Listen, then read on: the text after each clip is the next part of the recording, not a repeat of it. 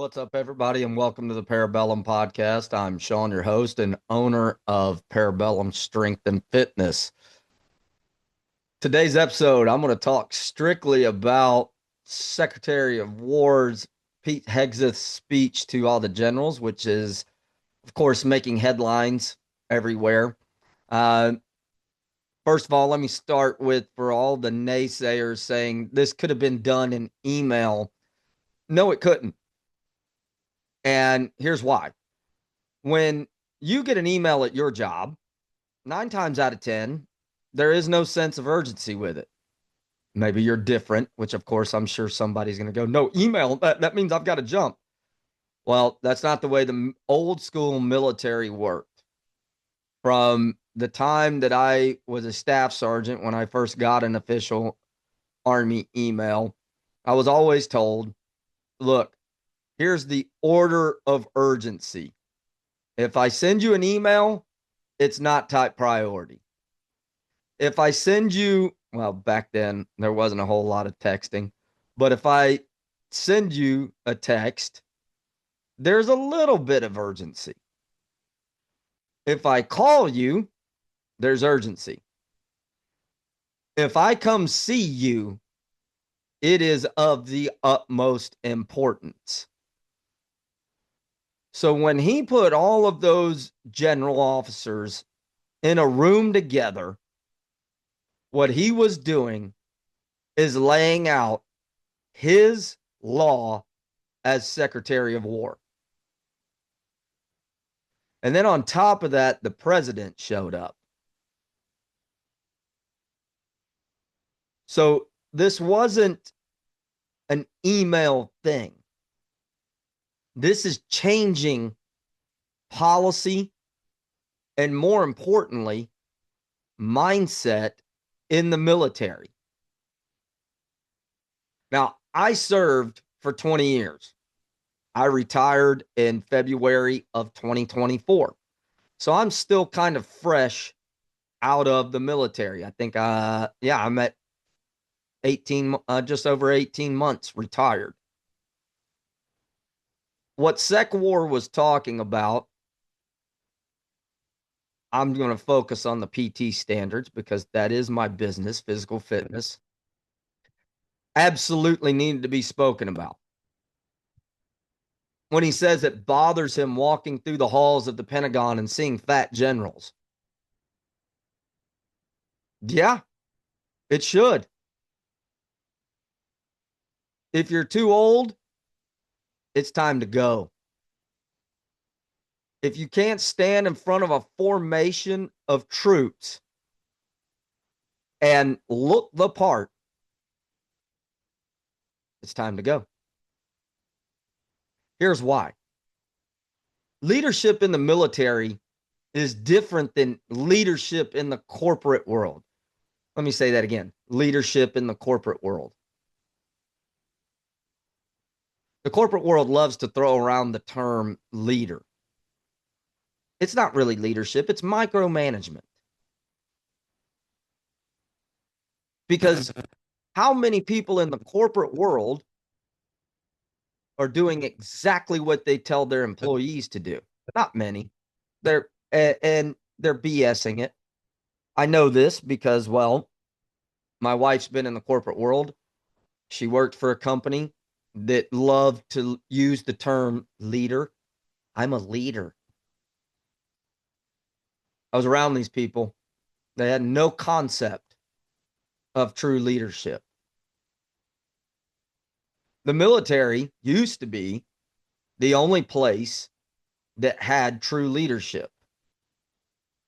In other words, for the most part, it's never been across the board. It never will be.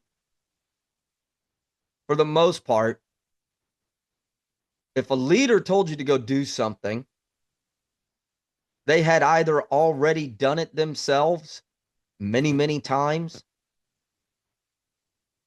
or they were right there next to you doing it. I learned a very hard lesson when I was a young staff sergeant in the 82nd. I didn't have a whole lot of respect from my soldiers because I was kicking my feet up on a desk telling them to go do something. My boss, my first sergeant, called me out on it. When we deployed, we'd come in from a patrol and start filling sandbags. I saw that as my opportunity to gain the respect of my soldiers. Instead of me going in and taking my body armor off and then going watching and supervising them filling sandbags, I kept my body armor on and filled sandbags with them.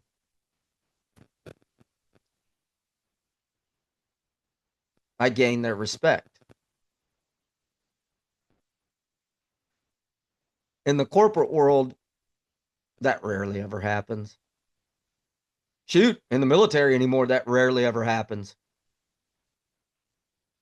So when SecWar is looking at all these generals saying everyone will meet the standard, everyone will do a PT test twice a year, everyone will be subject to height and weight, shaving profiles. I don't really care about shaving. And truth be told, he probably doesn't either. But what he's trying to do is bring back discipline. The only thing I would tell him to do is bring back spits and starches.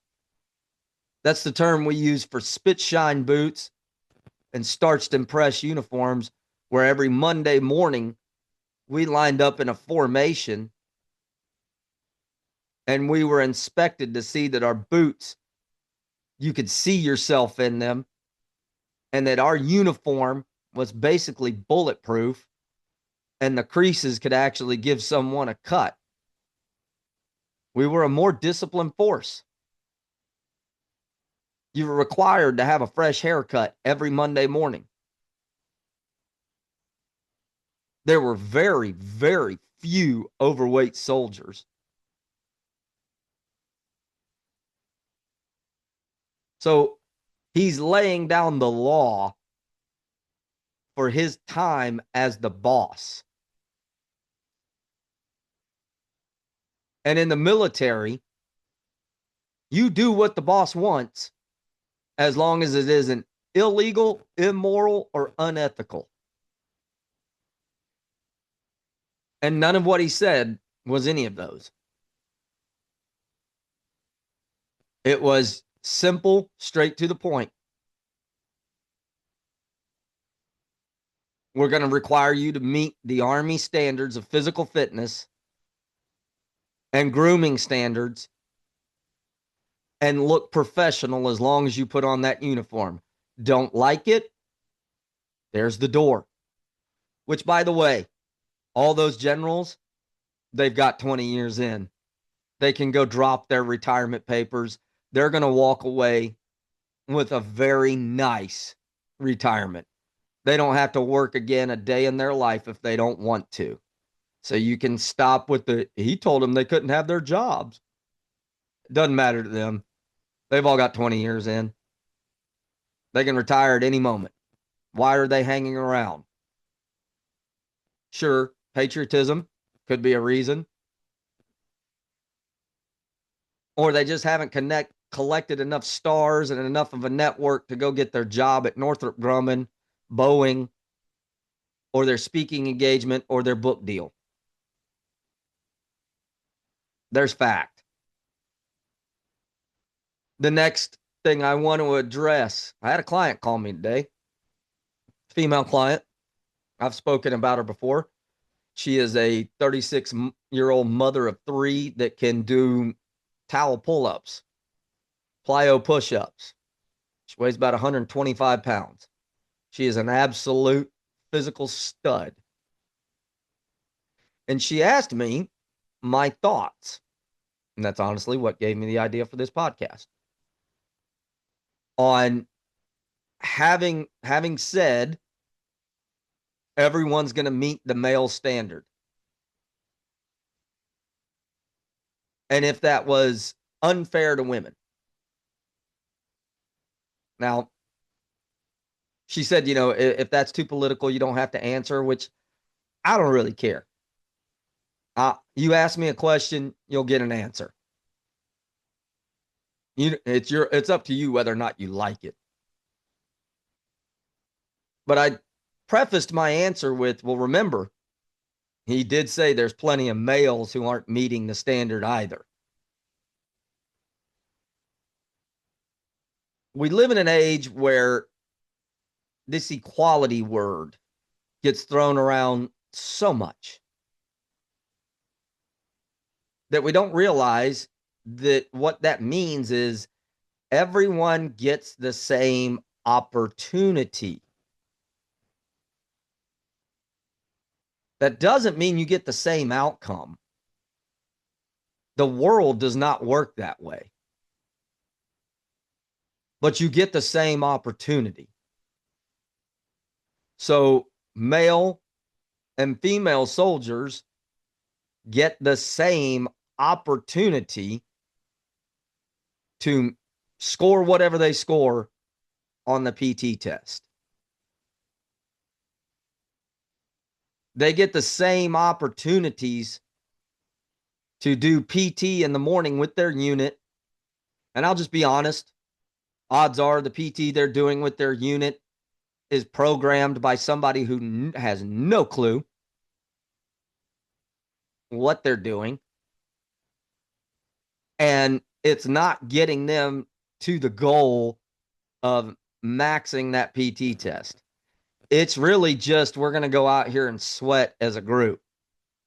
I will say this about the Army. They have no clue what they're doing when it comes to physical fitness.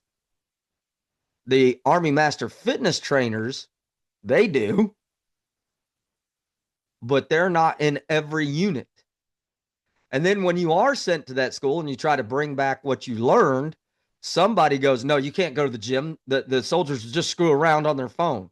No, you go out there and you run and you do a bunch of body weight stuff. Body weight stuff will do just as good. And you're being told that by someone who has no clue what they're doing. And odds are they're fat too.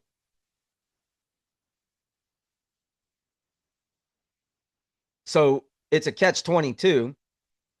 What you have is a bunch of people in command who are afraid to let people go to the gym because they'll go screw around. So instead, go do air squats, push-ups, sit-ups, and run, and then ruck once a day. Even though the Army has these really cool Connex boxes called Beaver Fits, but they're very rarely allowed to use the barbells, the bumper plates, the kettlebells, the medicine balls, the ropes. Oh my God, it sounds like almost everything that's involved in an AFT. They're very rarely allowed to use that stuff. Why? Because some lieutenant or the company commander has signed for it, and they're afraid that they're going to lose all the equipment out of it, and then they've got to pay for it whenever they go to a new post. So that opportunity, everybody's getting equal, but it's not a great opportunity. Want to go to the gym? Go do it on your lunch break. What am I supposed to eat?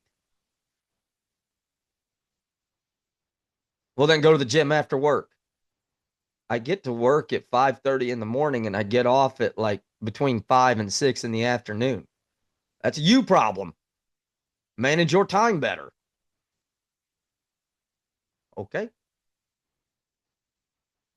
So you see, that opportunity is not great. However, there are some people in the military, and I'll speak specifically about the Army because that's what I served. That's where I served. That go, okay, when I get off from work, I know what I have to do. I know no one's going to help me. No one's going to give me time. I've got to make time because that's important. And that's male and female. What really changed my world, I'll be honest, was I failed a PT test in 2008. Yeah, 2008 or 9. And I swore that would never happen again. Why? Because there was a senior non-commissioned officer that looked at me and said, we ought to take your stripes.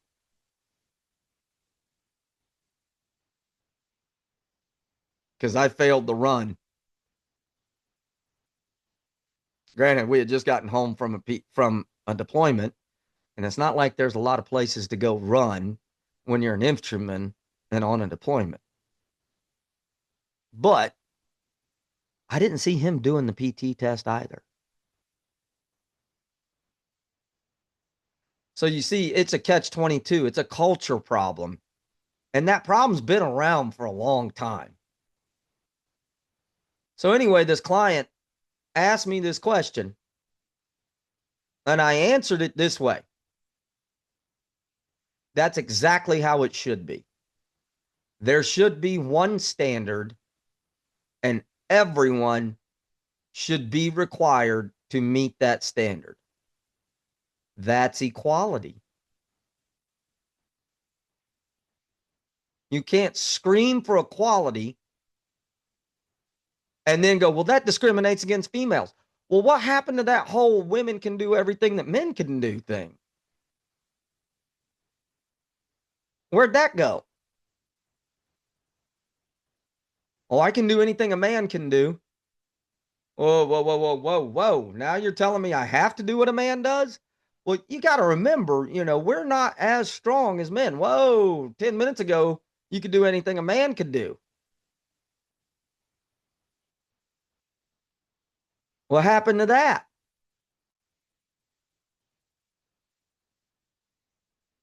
Welcome to equality. If you're going to wear the same uniform, you should be held to the same standard. If you're a general, a colonel, a light colonel, a major, captain, first sergeant, sergeant major, sergeant first class, staff sergeant, you should all take pride in that uniform. Now, everyone comes in different shapes and sizes. I got that. I understand that.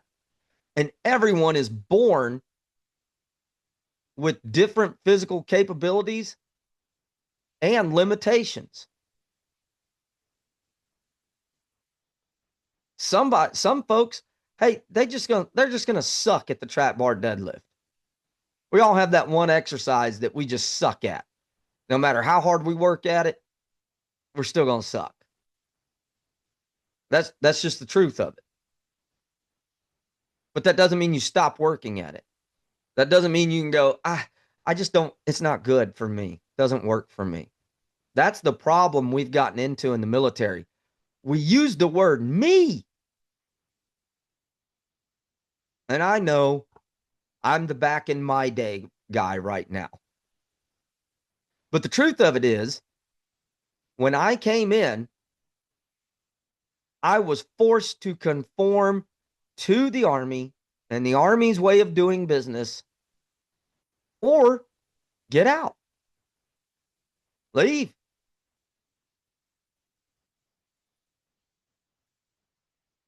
That was the choice.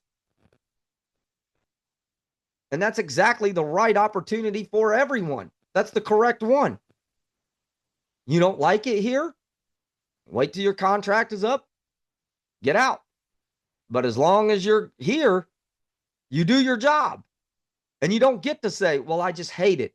Well, it's discriminatory. It's not discriminatory to say for other than combat MOSs, you've got to meet 60% in each event.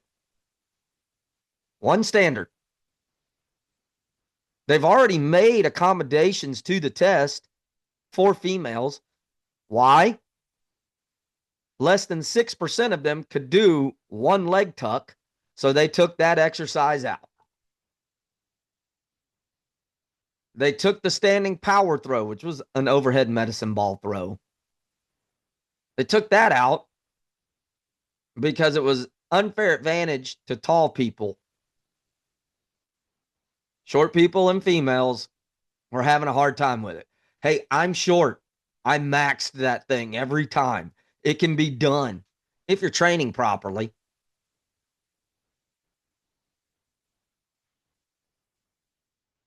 It's a mindset. It's a mentality. This female client, when I told her all that, she said, okay, I'm on the same page with you. There's nothing saying a female can't meet those standards. She said, I looked up the standards because I was curious. I'm going to pull those standards up for you just to show you how easy they are.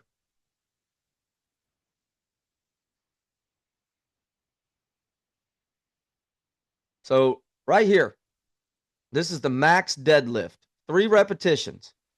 Up top, we have age brackets 17 to 21, 22 to 26, 27 to 31, so on and so forth.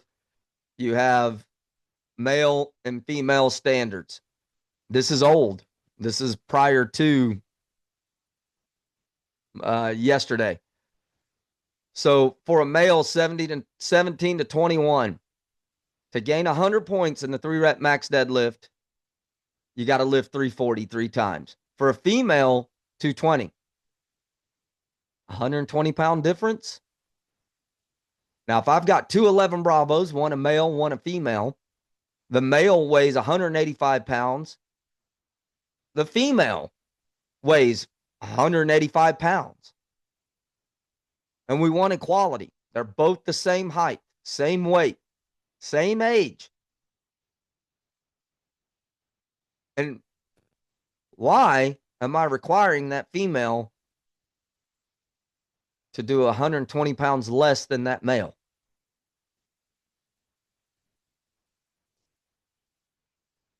What I'm telling that male is, don't rely on her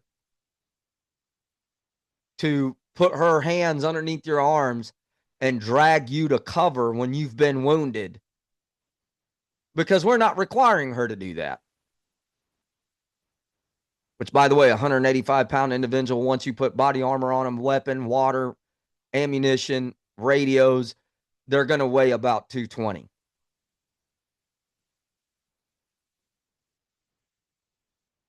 But why am I requiring that male soldier to do more? But I'm screaming equality, equality, equality.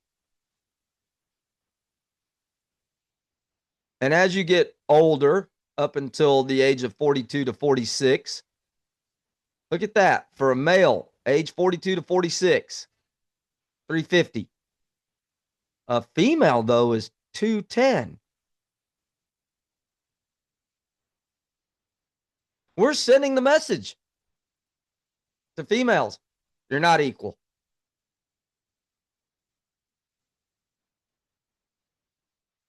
Sending the message right there in print. You're not equal. Not as much as expected of you. That's not equality. Equality is equal amounts of expectation, equal amounts of opportunities. The results are up to the individual. Now, from what I understand, combat MOSs are going to be required to meet the 70% mark. Anything above 70% is just, hey, good for you. You did more than what you had to. So 17 to 21, 200 pounds. 22 to 26, 190. And it stays 190 up until the age of 42 to 46. And then for some reason, it's 190 for males, but it drops down to 130 for females. Doesn't make a lot of sense. Now, that's for combat MOSs. Infantry, armor, Cav Scouts, those folks. The rest of the Army, your people who sit behind desks or fly drones, they've only got to do 150 for a male, 120 for a female.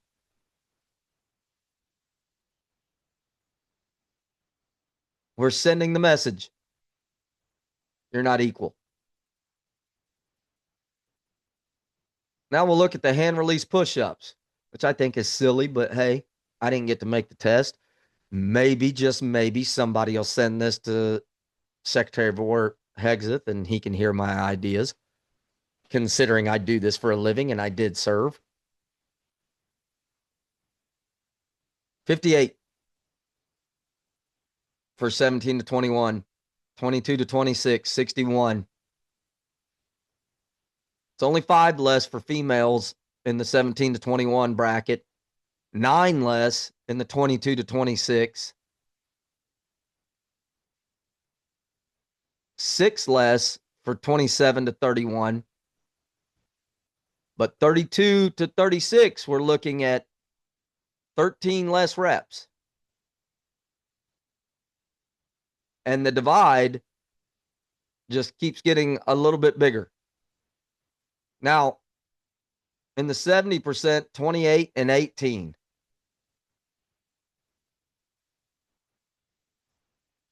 The rest of the Army at 60, 15, and 11. To pass. I won't even go into sprint drag carry. There's just too much here. You want to know about that, go look it up on YouTube. But the fact that there is a 24-second difference, 24 seconds is a literal lifetime in combat. 24 seconds is forever in combat. And that's where I think that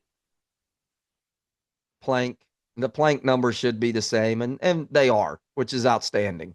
That's the one thing they got right. 2-mile run. For a male to score 100%, 13:22 for a female, 16 minutes. You get a minute, or I'm sorry, you get 2.5 minutes longer. You run 2 miles, 2.5 minutes is a long, long time.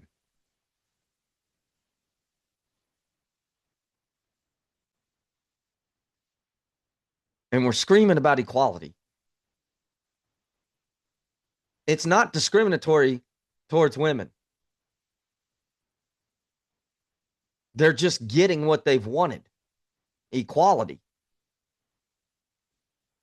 It's not discriminatory against anyone to say there is one standard. One. And if you can't meet it,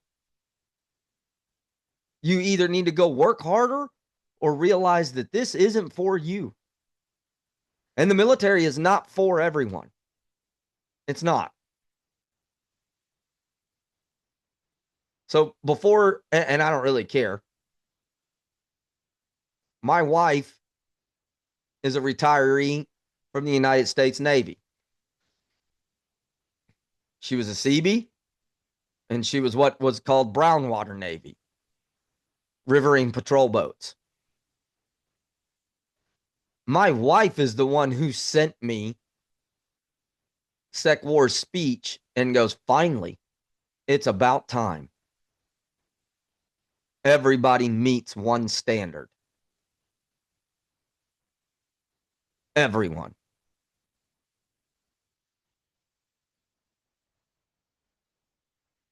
So the people that I see complaining about this, they're already in horrible shape anyway.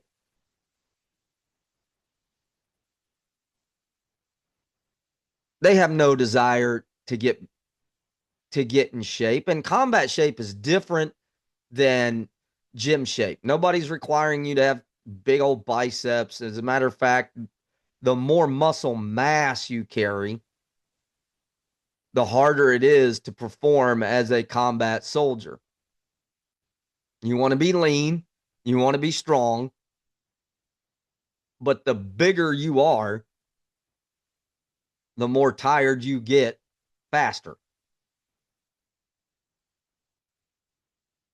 You want to be lean, you want to be fast, you want to be powerful, you want to be strong, you want to have you want to have all the components of fitness, and then you want to work athleticism, which, by the way, the military does not work athleticism. This test is more athletic than the old APFT.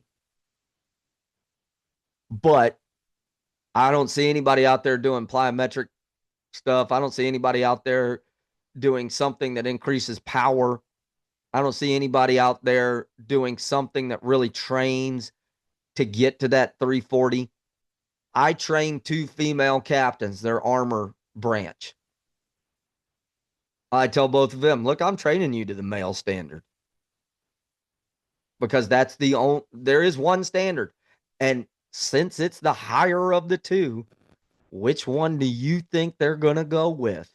You are the protectors of this nation. You should be held to the highest standard possible.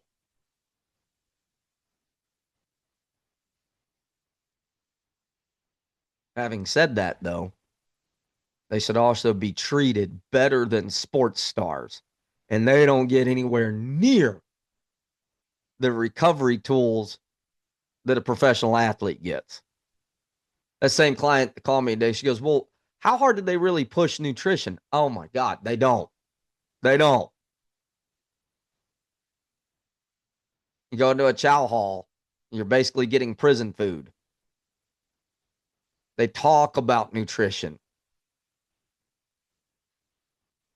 every now and then, but they don't provide these young soldiers with the tools. They don't provide them with the tools of recovery. They don't provide them with the tools to train correctly. Like I said, you got the U.S. Army Master Fitness trainers, and they're at Fort Jackson, and they know a lot. And if somebody were to cut them off the leash and have them go revamp things at the unit level and give them the power to say, no, you're going to get in the Beaver Fit box. You're going to let them use it. We'll build the program for you. We're going to teach members of your unit how to do these things, and you run with it. We'd be in a better spot. Now back to all the generals. When young soldiers see a higher rank that looks out of shape, and that very same person with that rank is going, meet the standard, exceed the standard. Well, Bo, I'll tell you what, I don't care what you were 10, 15 years ago. What are you now? Because I'm here right now, and what I see is someone who's making trips to the buffet table a lot.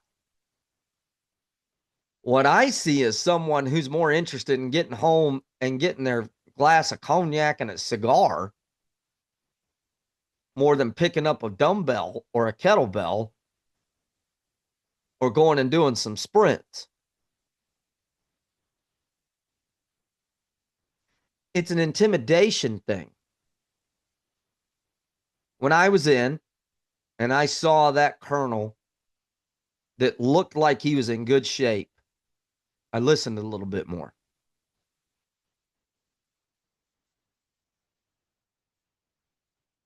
When you look at the JSOC, SOCOM,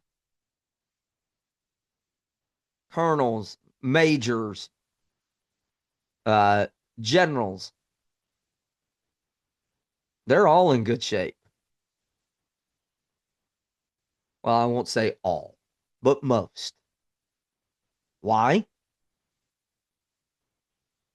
Because they got to go stand around a bunch of dudes that are exceptionally jacked human beings. And they know that you are judged by your appearance first.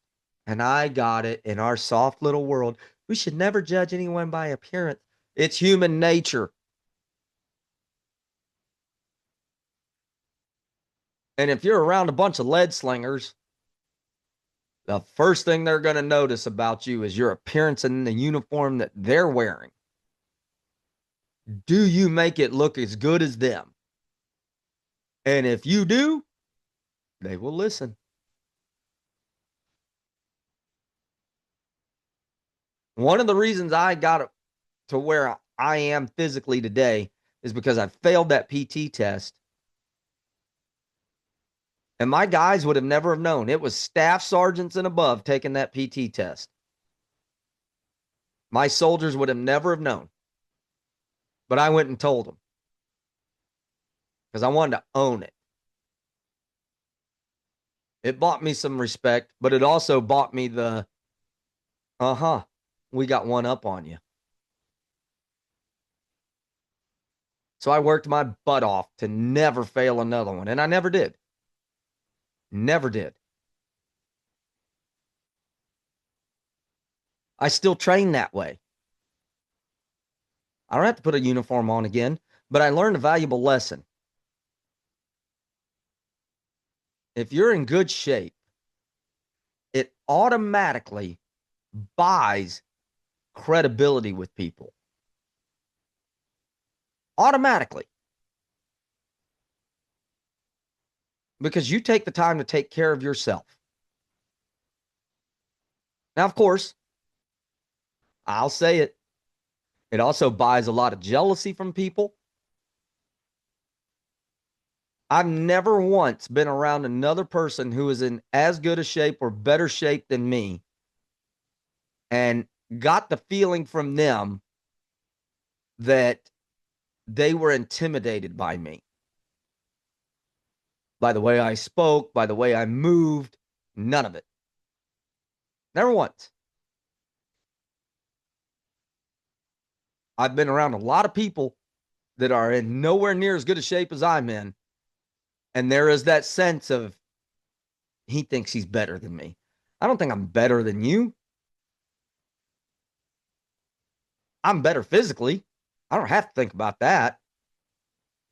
That's a fact.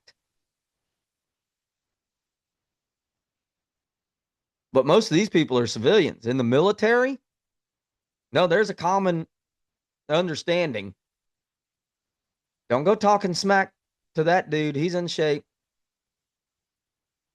He may not be as knowledgeable as me, but automatically I get discounted because I look like I fell out of the back of a Krispy Kreme truck. And, well, I don't get that credibility because I'm not in good shape.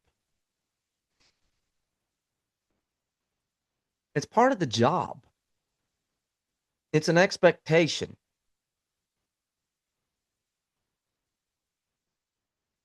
It comes with the contract. It's in the contract. So, hats off to my client, female client, out in California of all places. She said, this got brought up to me by family members, and they couldn't believe my take on it, which was, what you just said.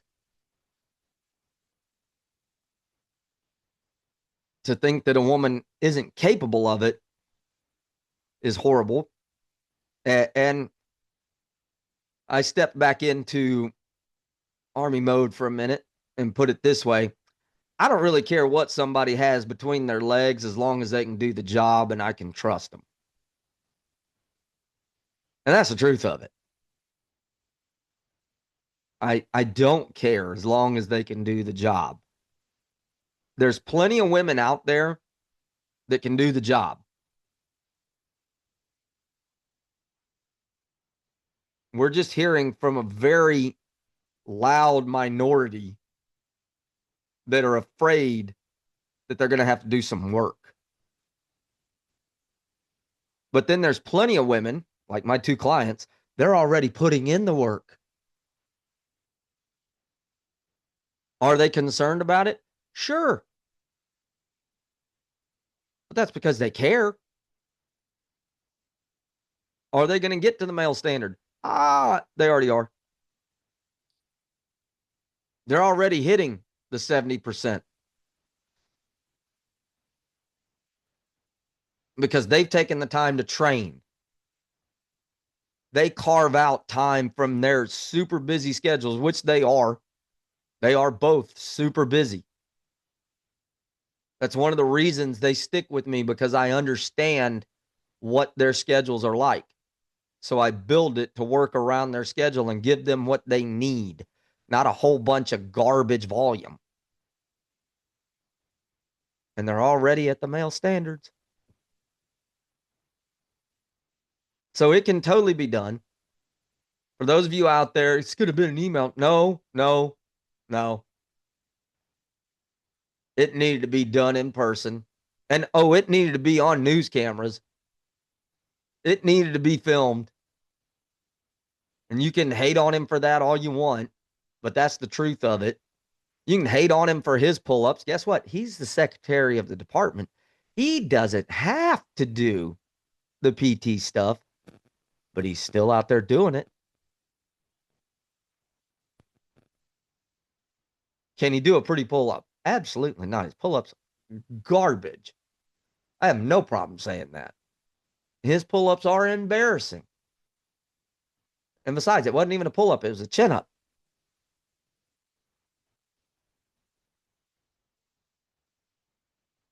That's all besides the point, though. He's not putting on a uniform and picking up a weapon and going to combat. He's talking to the people that are. I mean, granted, if we ever see a 1-star or 4-star with a weapon in combat, we're in a load of trouble. But I'd at least like to look at him and go, yeah, I know he could. So quit getting your panties in a bunch, people. Stop it with the equality thing. You're getting equality. Stop making excuses. There's plenty of dudes out there who aren't meeting the standard. And it's because they just won't go put in the work. You got to make something out of nothing in the military. But it does wonders for you if you'll sit back and learn how to make something out of nothing. Hope you guys have a great day. Remember, Jesus is Lord. 2 Chronicles 15:7. Be strong. Do not let your hands be weak, for the Lord shall reward the work of your hands. We'll see you guys next time.